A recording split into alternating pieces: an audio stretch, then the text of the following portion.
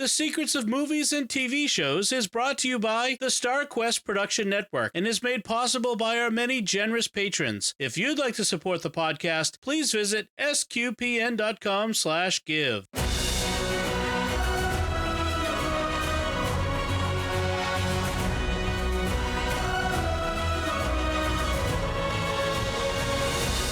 You're listening to Coffee and Cinema, part of the Secrets of Movies and TV Shows podcast.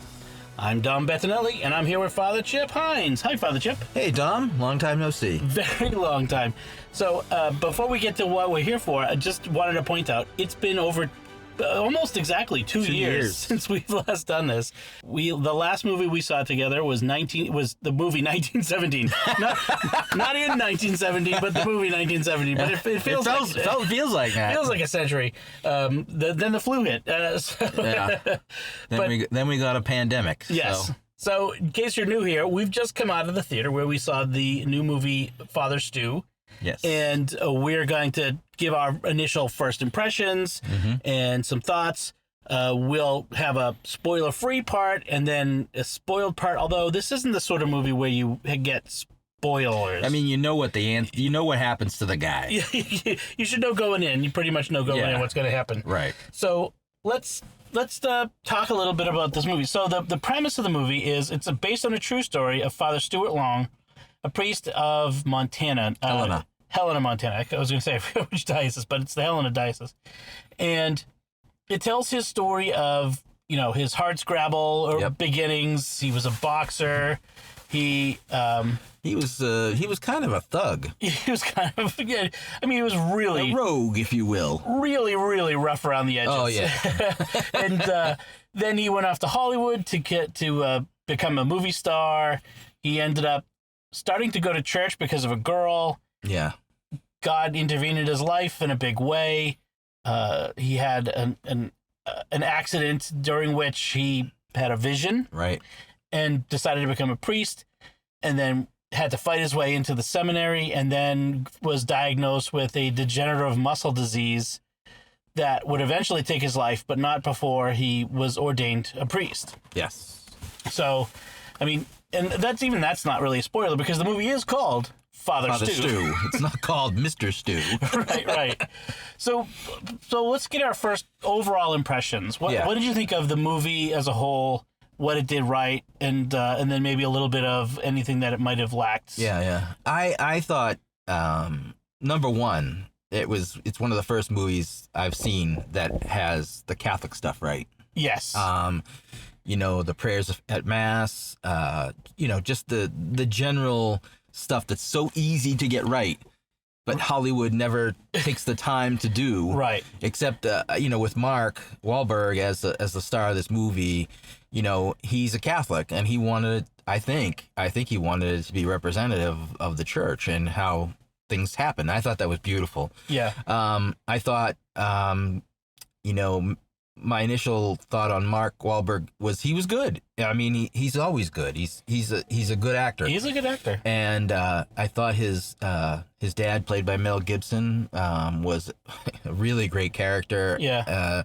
His arc of the story is amazing, as well as Stu's. And I thought the mother, Jackie Weaver, played the mother, and she was very good. She was realistic. She didn't have much to work with, but she was realistic. And the woman, Carmen. Yep. The actress's name I can't remember. I think it's Teresa Ruiz. I think she was really good. She was good. I didn't see her in anything before. Yeah, she must be new. She must be, but she was excellent. And she brought the right emotion to it, and she brought the right sass, at the beginning. And I thought she was excellent. I feel like other actresses would have played up the whole sass back at him for pursuing her. Right. But she low-keyed it, and I think that was the right choice. Yeah, I think you're right. She didn't play it up. She didn't play up, you're stalking me, and then then you got me. It was kind of low-keyed through, and it really was. I thought she was good. I would agree on all those points. I think that if I had a little bit of criticism, sometimes it was hard to understand some of the dialogue. There was a little bit of mumbling. Yeah, I agree with that because I don't know if it was because of an acting choice by Wahlberg, right, and the accent that he was using. And certainly I thought Mel Gibson, he was kind of low key in it a little bit with the way he spoke. Yeah. And sometimes it was hard to understand what he was saying. Yeah. The only one that really you didn't have any problem with was Jackie Weaver, because she was always screaming at somebody. Right. The directing I thought was interesting. There was a lot of very close shots. There were not a lot of wide angles. That's true. It was a very intimate sort of movie, very close up, and even at the beginning with the boxing. Yes, you were very up in his face with that the whole time. It was not because it wasn't a scene about the boxing match. It was a scene about him. Right. And so I think it gave this sense of intimacy with Stu throughout the movie. I mean, I think it made it a very close movie, a very I don't want to say small movie, but intimate movie. Yeah, I think that's right. And I think they wanted us to like Stu right from the beginning, even though he was kind of a roguey character. They wanted us to root for him. I've known so many guys like Stewart of the rough around the edges, blue collar guy who's always got a glib comment, who's irreverent about everything and swears a blue streak and is always looking to the easy route to fame and fortune or whatever. I mean, I've known those guys my entire life. Yeah, I know. Me too. I'm guessing Mark Wahlberg does too. Yeah.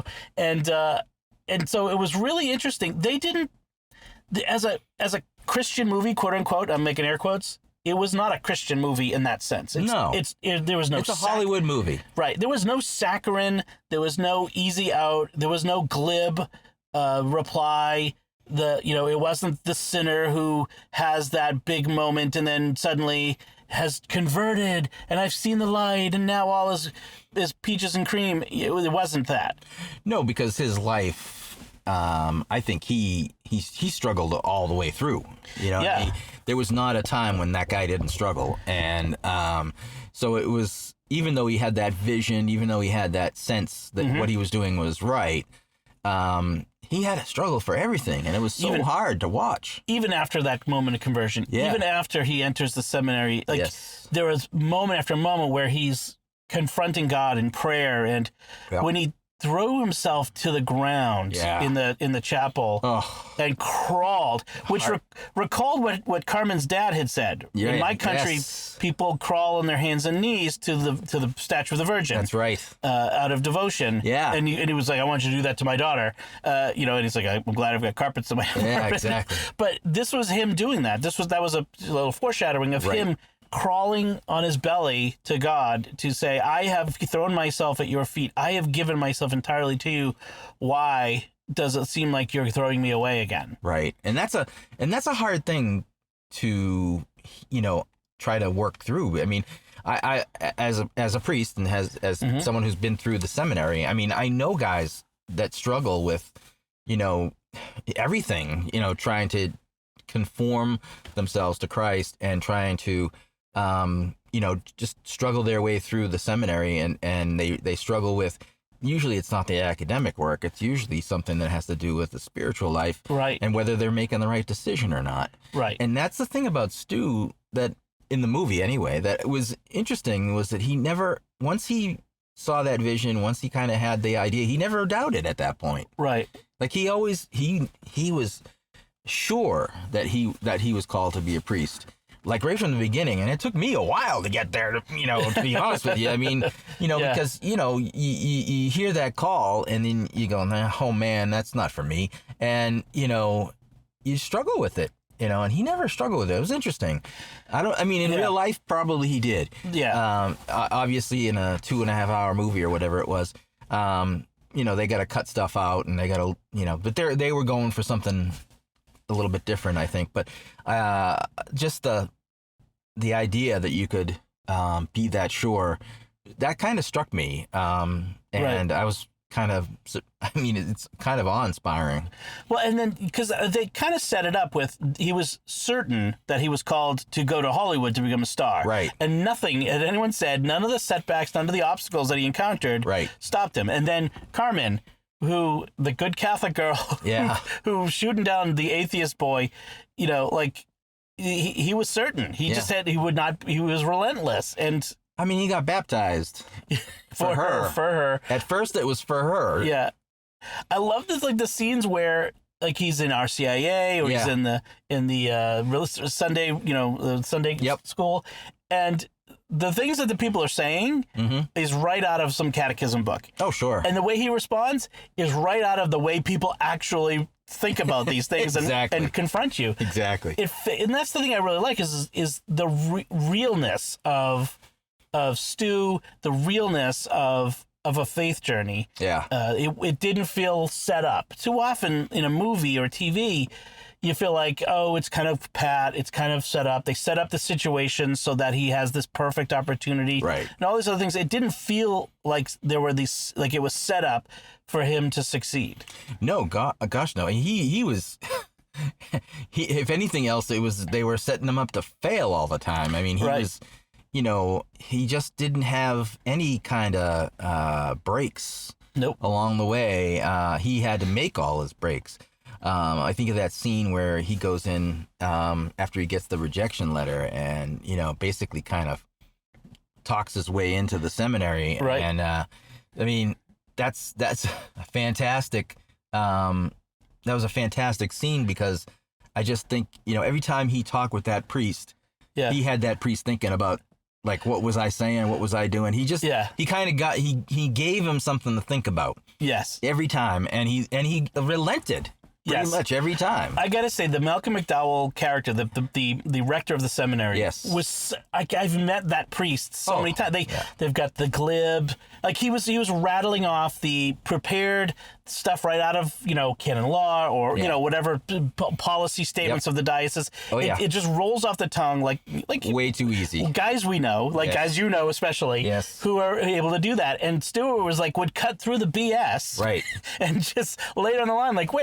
Didn't Jesus say that we should?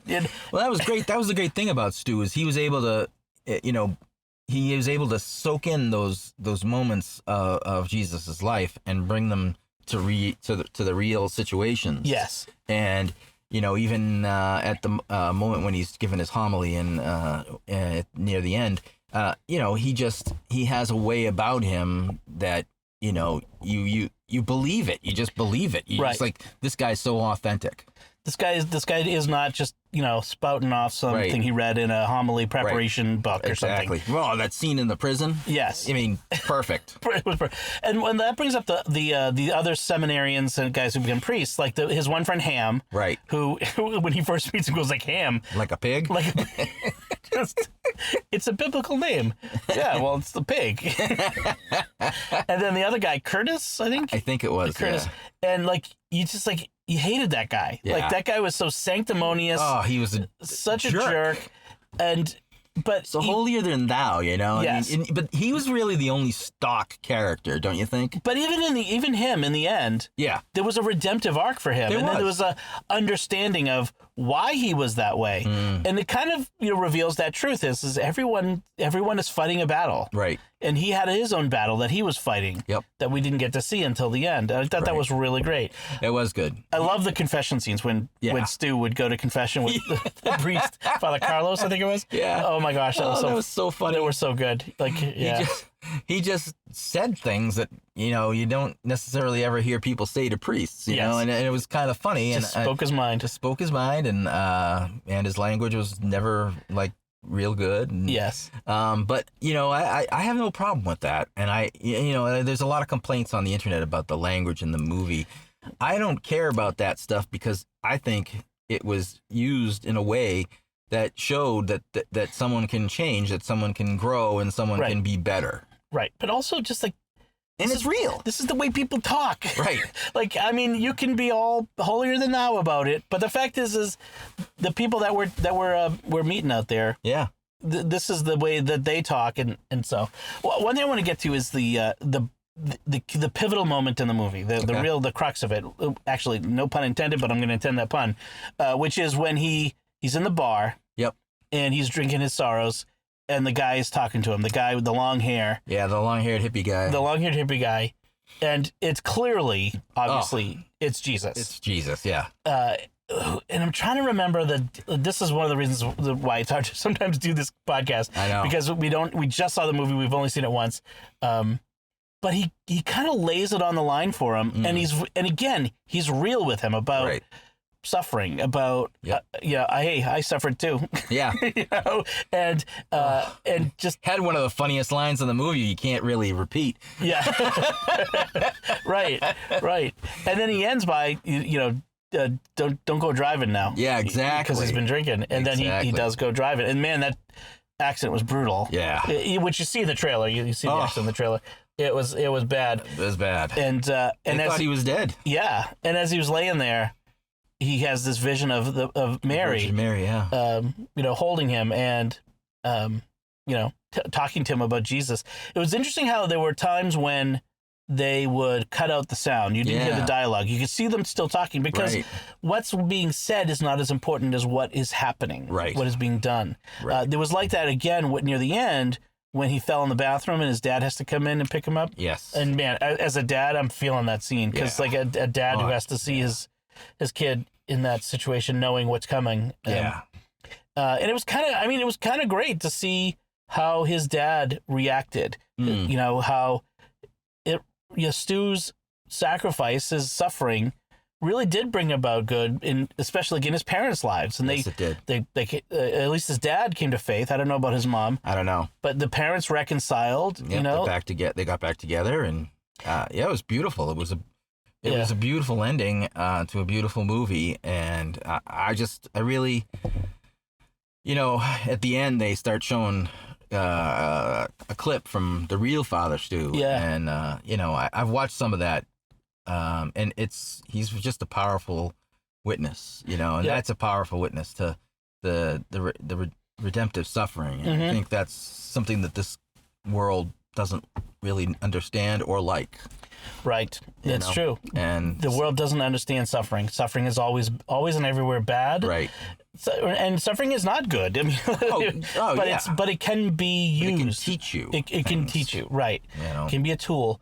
I hope that this becomes a movie that prospective priests, guys who are thinking that they hear a call, that they'll watch, and that will be. I hope so too. And maybe an opportunity for conversion for some people. That. I mean, with a lot of times these movies, it's the choir watches. The people who are already Catholic or whatever, and they go in a church like us, right? Exactly. But I hope that it also becomes a vehicle for touching people beyond that. Mark Wahlberg fans, or and because it's not saccharine and not Hallmark Channel, or you know what I mean. Like it's not sanitized. It's not sanitized. Yeah. I hope it will draw a bigger crowd and people to see it and to be curious about it. I hope so, because it's really good, and it's just well done. It's just well acted. It's well directed. I said to you before we started taping, I think Mel Gibson should get a nomination for Best Supporting Actor. I think he was absolutely fantastic in this. I mean, just every time he was on screen, he was riveting, and you just wanted to give the guy a hug or something. I mean, he was just so angry at the world, at himself, at his wife, at his kids. I mean, at God, because his son died. His other son died young, as a 6-year-old. I mean, they legitimately had suffering. Yes. And but they suffered more because they didn't have God in their lives.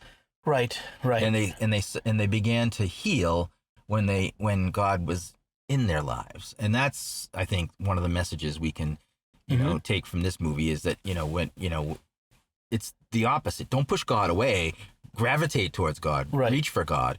That's the kind of the message of the movie to me. Right. It doesn't make the suffering stop. Right. It gives it meaning. Right. And it gives and can bring consolation. Exactly. And it can bring, it really can bring an easing of real easing of that suffering with with just something that somebody says, or a word or a phrase that pops in your mind, or whatever it is. There's always something there that there's a potential for seeing the good, or the at least the okay in what you're going through. I mean, I've been through it myself, and I mean, it's hard when you're sick, or when you're laid up, or when you're you don't know what's happening, and you don't know what's coming next.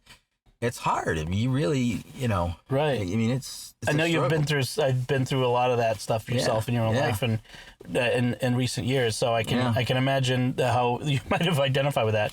Yeah.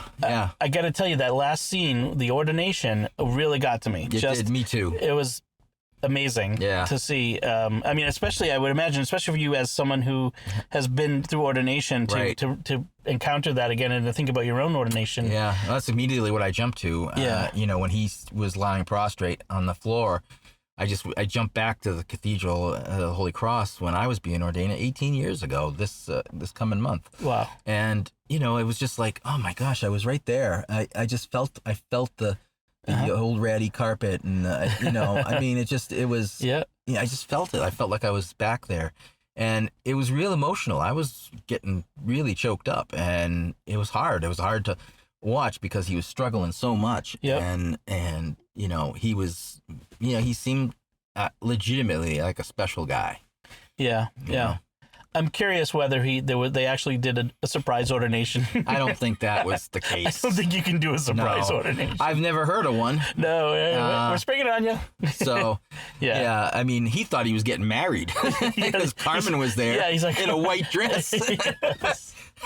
That was funny. That was what? Because I can't be a priest, I'm going to get married. That was good. That was good. Yeah, it was. I mean, I wouldn't bring little kids to this, but I